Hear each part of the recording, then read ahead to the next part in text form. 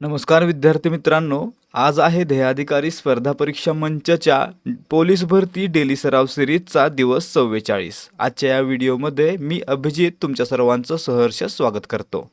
मित्रांनो, जर तुम्ही पोलीस भरतीसाठी तयारी करताय तर हा व्हिडिओ पूर्ण पहा आणि व्हिडिओ आवडल्यास, व्हिडिओमधील माहिती समजल्यास व्हिडिओला लाईक नक्की करा।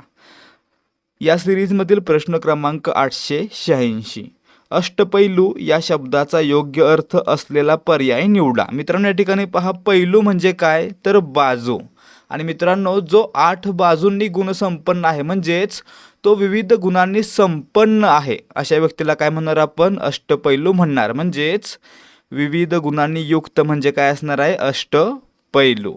प्रश्न क्रमांक 887, उचलली जीभ लावली टाळ्याला या म्हणीचा योग्य अर्थ सांगा। मित्रांनो, उचलली जीभ लावली टाळ्याला म्हणजे काय? कोणताही विचार न करता एखादं वक्तव्य करणं, म्हणजेच कोणताही विचार न करता बोलणं, म्हणजे आपलं उत्तर पर्याय 1।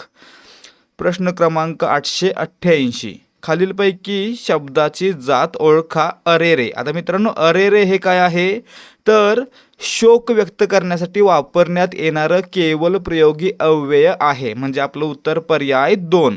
केवल प्रयोगी अव्यय कधी वापरलं जातं? आपल्या मनातील उत्कट भावना व्यक्त करण्यासाठी। मित्रांनो, हे वाक्याचा भाग असतं का असा प्रश्न विचारला जातो, तर केवल प्रयोगी अव्यय हे वाक्याचा भाग नसून फक्त वाक्याला शोभा आणण्यासाठी वाक्यामध्ये आलेलं असतं, आणि विशेष करून या अव्ययानंतर उद्गारवाचक चिन्ह देखील आलेलं असतंय। ठीक आहे, पुढे पहा प्रश्न क्रमांक 889, खालीलपैकी समानार्थी शब्दांचा अयोग्य गट कोणता? मित्रांनो, चुकीचा गट ओळखायचा आहे। गंध, वास, परिमल। बरोबर आहे मित्रांनो, हे तिन्ही समानार्थी आहेत म्हणजेच योग्य गट आहे। अश्व, घोडा, वारू समानार्थी शब्द आहेत म्हणजे हा देखील योग्य गट आहे। लक्षात ठेवायचं आहे, घोडाला समानार्थी अश्व आणि वारू। तुरक देखील हा काय असतो? घोडाला समानार्थी असतो। तसेच पहा, पंकज, कमळ, नलिनी। मित्रांनो, या तिन्हीचा अर्थ देखील कमळ असा असतो, म्हणजे हे तिन्ही काय आहेत? एकमेकांचे समानार्थी, म्हणजे हा गट देखील योग्य आहे। राहिलं काय? कंठ, हार, कंठी। मित्रांनो, हार आणि कंठी ही काय आहेत? गळ्यातील आभूषण आहेत, परंतु कंठ म्हणजे गळा आहे। या ठिकाणी ही समानार्थी होणार आहेत काय? मग हे दोन जरी समानार्थी म्हटलं तरी हा समानार्थी होत नाही, म्हणून पर्याय 4 काय आहे? अयोग्य गट आहे। म्हणजे आपलं उत्तर काय असणार आहे? या ठिकाणी समानार्थी शब्दांचा अयोग्य गट कोणता? पर्याय 4। प्रश्न क्रमांक 890, राजाज्ञा या शब्दाचा संधी विग्रह करा। मित्रांनो, राजाज्ञाचा विग्रह कसा होणार आहे?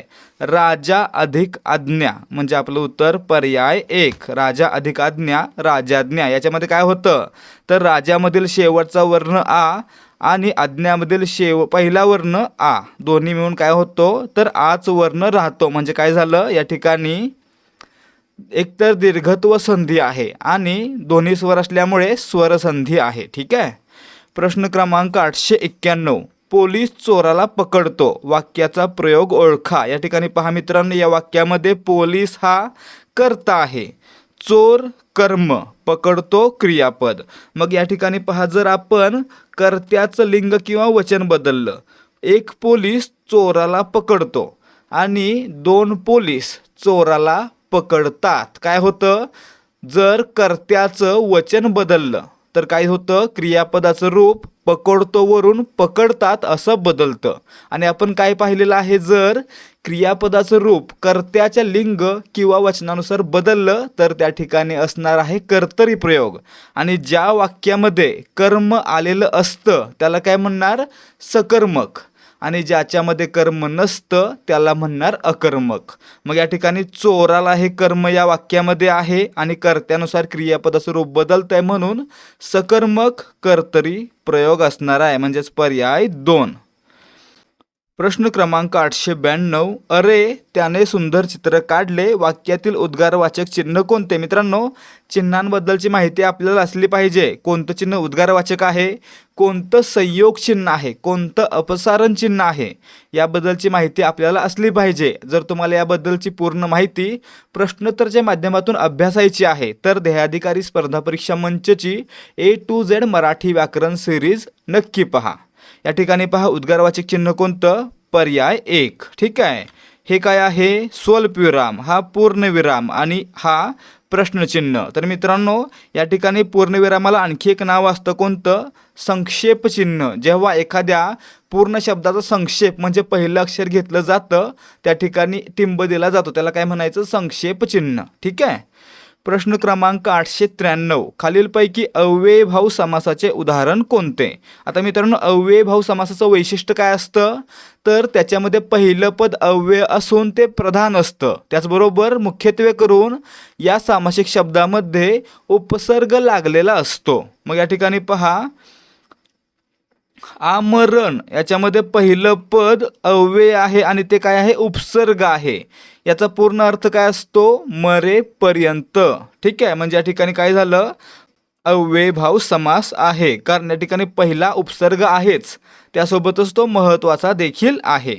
महादेव, महान असा देव, कर्मधारय समास तत्पुरुष समासाचा एक प्रकार आहे. काही ठिकाणी तत्पुरुष दिला असेल तर काही ठिकाणी कर्मधारय. तोंडपाठ, तोंडाने पाठ, विभक्ती प्रत्यय जोडला जातोय, म्हणजे या ठिकाणी देखील काय झाला? तत्पुरुष समास. आई बाप, आई आणि बाप काय झालं? तर द्वंद्व समास. दोन्ही पदे महत्त्वाची आहेत.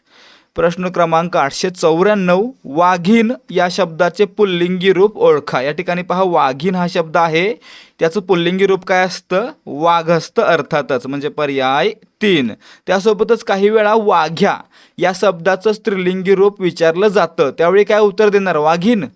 तर तेव्हा वाघीण हे उत्तर नसतं. वाघ्या आणि मुरळी हे काय आहे? 2 पात्र आहेत. ज्यावेळी वाघ्या असं विचारलं जाईल तेव्हा त्या ठिकाणी त्याचं स्त्रीलिंगी रूप असणार आहे मुरळी. ठीक आहे, मुरळी. प्रश्न क्रमांक 895. शब्दाची जात ओळखा. पाहणे. मित्रांनो, या ठिकाणी पहा, पाहणे ही काय आहे? एक क्रिया आहे, क्रियावाचक शब्द आहे, म्हणजेच काय असणार आहे? क्रियापद असणार आहे. पाहणे क्रियापद, पाहतो क्रियापद, पाहताना, पाहताना म्हटलं की काय? कृदंत. आणि कृदंत कधी असतो? जेव्हा धातूपासून बनलेला शब्द अपुरी क्रिया दाखवत असतो तेव्हा त्याला कृदंत म्हटलं जातं. ठीक आहे. विद्यार्थी मित्रांनो, हा व्हिडिओ जर तुम्ही पाहताय तर नक्कीच तुम्ही पोलीस भरती, तलाठी भरतीसारख्या परीक्षांसाठी तयारी करताय. आणि जर तुम्ही आतापर्यंत चांगल्या प्रकारे तयारी केली असेल, चांगल्या प्रकारे अभ्यास केला असेल, तर तुम्हाला समजलं असेलच की मराठी व्याकरण असू दे किंवा गणित बुद्धिमत्ता यापेक्षा देखील सामान्य ज्ञान या विषयाचा अभ्यासक्रम खूप मोठा आहे. याच्यामध्ये इतिहास, भूगोल, राज्यशास्त्र यासारख्या अनेक विषयांचा समावेश आहे. आणि त्यामुळेच इतर विषयांच्या तुलनेत सामान्य ज्ञान या विषयामध्ये मुलांना खूप कमी गुण मिळतात. आणि मित्रांनो, याचा विचार करूनच ध्येयाधिकारी स्पर्धा परीक्षा मंच आपल्यासाठी घेऊन आला आहे स्टेट बोर्डवर आधारित 7000 पेक्षा अधिक वन लाइनर प्रश्नांचा ठोकळा, ज्याच्यामध्ये आपल्याला इतिहास, नागरिकशास्त्र, भूगोल, अर्थशास्त्र आणि विज्ञान तंत्रज्ञान या विषयांवरील 7000 पेक्षा अधिक वन लाइनर प्रश्नांचा सराव करता येईल. आणि मित्रांनो, जर तुम्ही आताच अभ्यास करायला सुरुवात केली आहे किंवा अजूनही स्टेट बोर्डचा अभ्यास केला नाही आहे किंवा स्टेट बोर्डचा सराव करायचा आहे, तर हा ठोकळा तुमच्यासाठी अत्यंत उपयुक्त ठरणार आहे. आणि जर तुम्हाला या ठोकळ्याचा सॅम्पल पाहायचा असेल, याचा डेमो पाहायचा असेल, तर 75 17 24 91 19 या नंबरवर व्हॉट्सॲप किंवा टेलिग्रामवरून डेमो असा मेसेज पाठवा. तुम्हाला याची सॅम्पल PDF फ्रीमध्ये दिली जाईल. ती पाहून तुम्ही ठरवू शकता की तुम्हाला हा ठोकळा हवा आहे की नको आहे. हा ठोकळा तुम्हाला फक्त 100 रुपयांमध्ये उपलब्ध करून दिला जात आहे. आणि सर्वात महत्त्वाची सूचना, हा ठोकळा एक PDF असेल, ज्याच्यामध्ये 7000 पेक्षा अधिक प्रश्नांचा समावेश आहे आणि याची प्रिंट देखील तुम्ही काढू शकता. आणि जर तुम्ही सिरियसली या परीक्षांसाठी तयारी करताय तर 100 रुपयांकडे न पाहता होणाऱ्या अभ्यासाकडे पहा आणि हा ठोकळा खरेदी करा. प्रश्न क्रमांक 896. महाराष्ट्रात जायकवाडी धरण कोणत्या नदीवर बांधलेले आहे? मित्रांनो, छत्रपती संभाजीनगर जिल्ह्यामध्ये पैठणजवळ जायकवाडी धरण आहे, ते गोदावरी नदीवर बांधण्यात आलेलं आहे. पर्याय 2. गोदावरी नदीचा उगम कोणत्या ठिकाणी होतो असा प्रश्न असतोच. त्यासोबतच गोदावरी नदीचा उगम कोणत्या जिल्ह्यामध्ये होतो असा प्रश्न देखील असतो. तर मित्रांनो, ठिकाण कोणतं आहे? त्र्यंबकेश्वर, नाशिक. प्रश्न क्रमांक 897. महाराष्ट्र विधानसभेत किती सदस्य आहेत? मित्रांनो, महाराष्ट्राच्या विधानसभेमध्ये एकूण 288 सदस्य असतात, म्हणजे आपलं उत्तर पर्याय 3. विधान परिषद विचारलं तर विधान परिषदेमध्ये 78. महाराष्ट्रातून लोकसभेवर किती जातात आणि राज्यसभेवर किती जातात यावर देखील प्रश्न असतो. लोकसभेवर जातात 48 आणि राज्यसभेवर 19. ठीक आहे. प्रश्न क्रमांक 898, आंतरराष्ट्रीय ओझोन दिवस म्हणून कोणता दिवस साजरा केला जातो? आता या ठिकाणी पहा मित्रांनो, मॉन्ट्रियल प्रोटोकॉल आपल्याला माहीत आहे का? तर हा प्रोटोकॉल आहे तो 16 सप्टेंबर 1987 या तारखेला संमत केला गेला होता किंवा स्वीकृत केला गेला होता. त्यामुळेच दरवर्षी 16 सप्टेंबर हा दिवस ओझोन दिवस म्हणून साजरा केला जातो. ठीक आहे, 16 सप्टेंबरला काय म्हणायचं? Montreal protocol day. प्रश्न क्रमांक 899, भारतातील सर्वात मोठा पेट्रोलियम शुद्धीकरण प्रकल्प टिंबटिंब येथे आहे. मित्रांनो, भारतातील सर्वात मोठा पेट्रोलियम शुद्धीकरण प्रकल्प आहे तो गुजरातमधील जामनगर या ठिकाणी आहे. म्हणजे आपलं उत्तर पर्याय 3 असणार आहे. आणि मित्रांनो, या ठिकाणी जवळजवळ दररोज 12 लाख बॅरल इतकं तेल शुद्धीकरण केलं जातं. ठीक आहे. प्रश्न क्रमांक 900, माथेरान हे थंड हवेचे ठिकाण कोणत्या जिल्ह्यात आहे? मित्रांनो, माथेरान हे रायगड जिल्ह्यामधील थंड हवेचं ठिकाण आहे. म्हणजेच पर्याय 3 आपलं उत्तर असणार आहे. त्यासोबतच साताऱ्यामध्ये कोणतं आहे? महाबळेश्वर आहे. तसेच सिंधुदुर्गमध्ये कोणतं आहे? या प्रकारचे प्रश्न येतात. अमरावतीमध्ये कोणतं आहे? नंदुरबारमध्ये कोणतं आहे? यावर प्रश्न असतातच. प्रश्न क्रमांक 901, पहिली वंदे भारत एक्सप्रेस कोणत्या मार्गावर धावली? मित्रांनो, पहिली वंदे भारत एक्सप्रेस आहे ती 15 फेब्रुवारी 2019ला 15 फेब्रुवारी 2019ला नवी दिल्ली ते वाराणसी या मार्गावर धावलेली होती. म्हणजे आपलं उत्तर असणार आहे पर्याय 3, दिल्ली ते वाराणसी. तारीख होती 15 फेब्रुवारी 2019. ठीक आहे. प्रश्न क्रमांक 902, भारतरत्न पुरस्काराचे पहिले प्राप्तकर्ते कोण? आता मित्रांनो, भारतरत्न पुरस्काराची सुरुवात कधी झाली? 1954 साली. आणि पहिल्याच वर्षी 3 व्यक्तींना पुरस्कार दिला गेला. कोण कोण व्यक्ती होत्या 3? सर्वात पहिले डॉक्टर सर्वपल्ली राधाकृष्णन. ठीक आहे. दुसऱ्या क्रमांकाला कोण? चक्रवर्ती राजगोपालाचारी. आणि तिसऱ्या क्रमांकावर CV रमन. ठीक आहे. आणि मित्रांनो, यापैकी पहा पहिले कोणाला मानायचे? डॉक्टर सर्वपल्ली राधाकृष्णन यांना. म्हणून या ठिकाणी पहिला भारतरत्न पुरस्कार कोणाला देण्यात आला?